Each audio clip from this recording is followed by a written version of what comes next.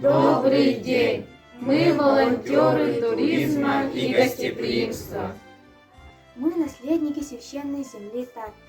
Родились и живем в благословенной земле Чахсолонского наслега, где родились выдающиеся сыны Якутии. Мы волонтеры гостеприимства и туризма.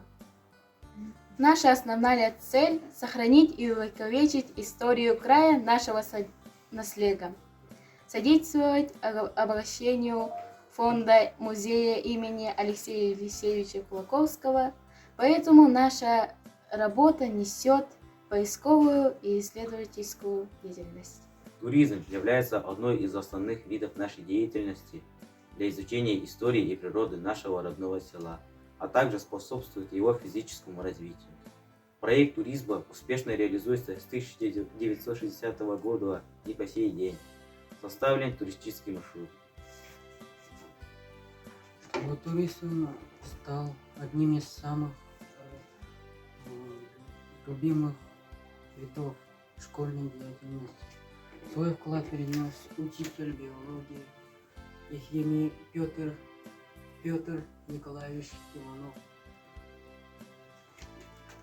Мы сегодня продолжаем его дело и гордимся этим. Исторический момент чтения капсулы времени, письмо поколению, который был закопан 50 лет назад старшим поколением краеведов нашего села, происходил на наших глазах. Это письмо является историей нашего наследия. С 2021 года мы, ученики 8 класса Чахсоконской средней школы имени Алексея Елисеевича Кулаковского, являемся воспитанниками краеведческого туристического лагеря «Сетим». В течение 2 лет мы составляли в карте туризма 11 маршрутов. В 2023 году наш лагерь «Сетим» планирует работу и хочет пригласить своих сверстников из разных уголков нашей республики.